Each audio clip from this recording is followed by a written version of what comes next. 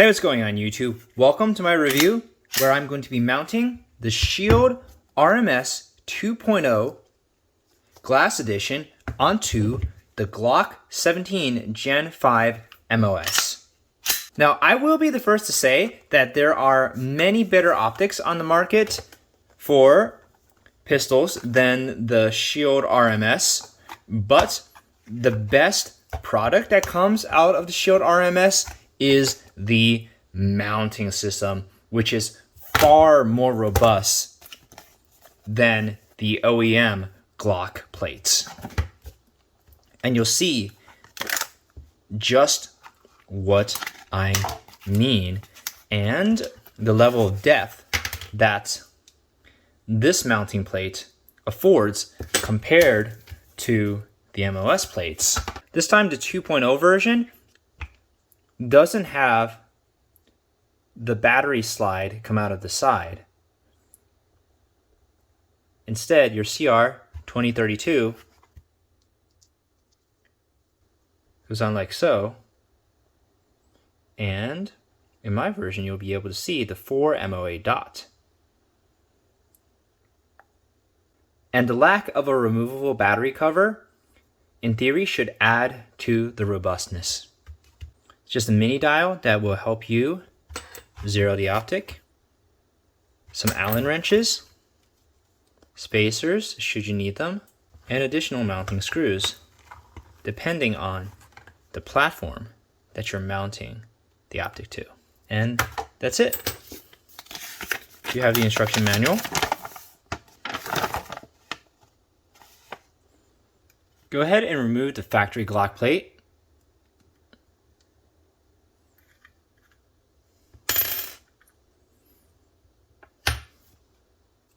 There is only one way to attach the Shield RMS plate.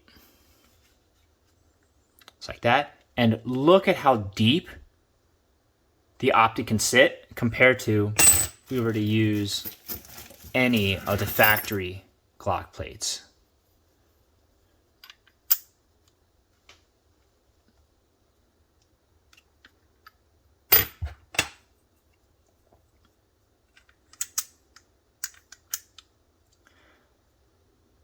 Like I mentioned previously, the mount is the best product coming out of Shield. These are just mounting bosses, so to say, that protrude instead of using recessed holes like on the 04 plate.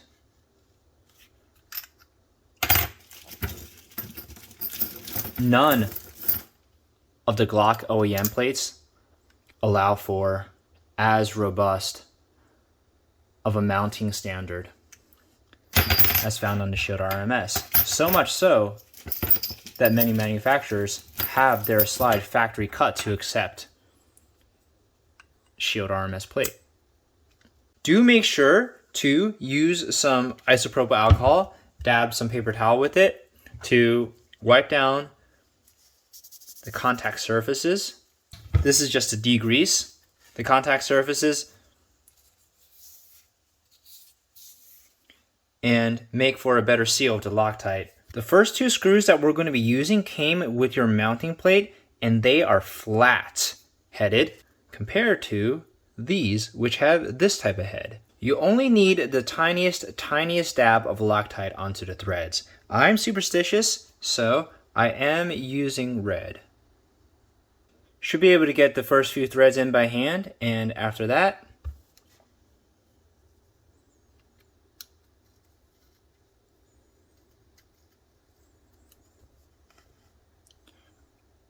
these screws should sit very, very flush, even slightly bit recessed. Don't over tighten because you'll run the risk of stripping the screw if you ever need to remove this plate. And go ahead and wipe off any residual Loctite. And next, we can go ahead and mount the optic.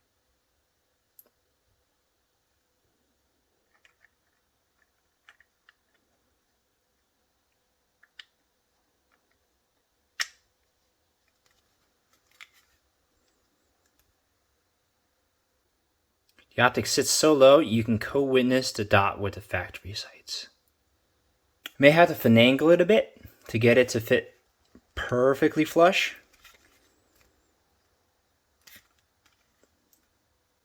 Yep, go ahead and use the last 2 screws.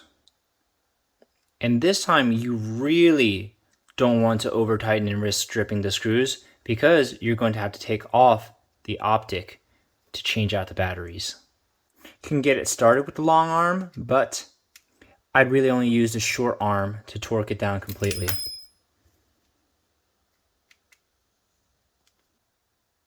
Check for any amount of play in the optic.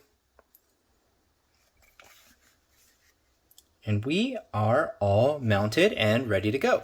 Today is a nasty, overcast mid-Atlantic day, and you can see the dot resolves nicely against our not yet defrosted pond, because we just came out of a few days of having 5 inches of snow on the ground. And if we go look towards the wilderness some odd yards away, the dot resolves real nicely against a variety of backdrops. So short of aiming directly into the sun, the dot is daylight visible with the auto adjustment built into the Shield RMS emitter. And not even 30 minutes later, it completely fogged up, because that's what happens when you live right on the edge of the Gulf Stream current. Yet still, the dot resolves nicely.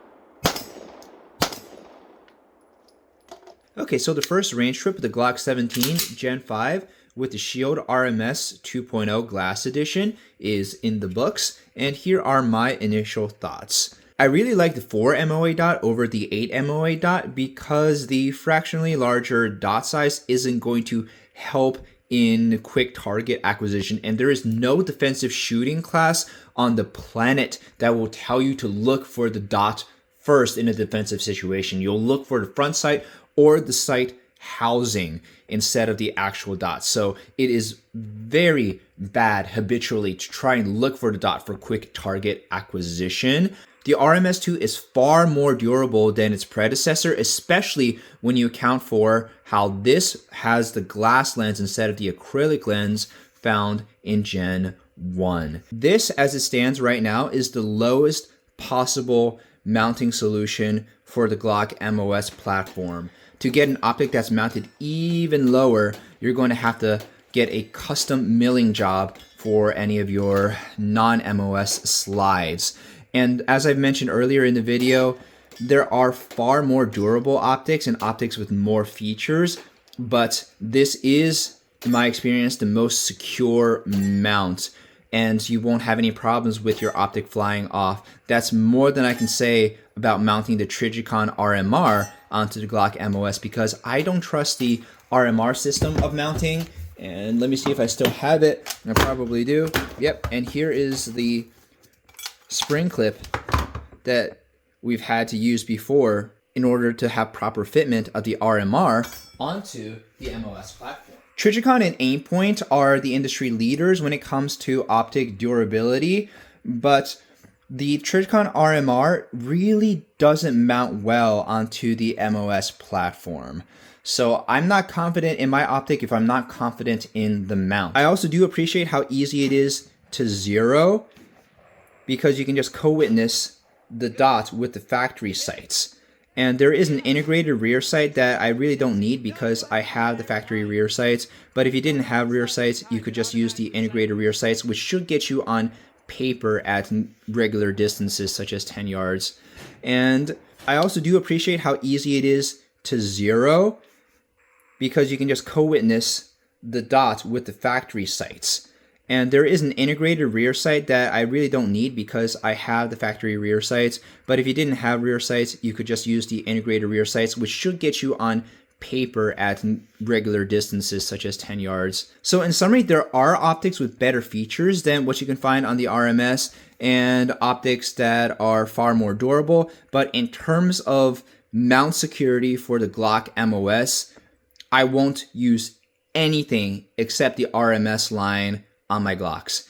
Anyways, thanks for watching, guys. If you guys are interested in seeing a more in-depth review comparing sight picture with the Trijicon RMR and comparing with the Gen 1 that I have on my Glock 34 Gen 4, please let me know and I'll make a video for you.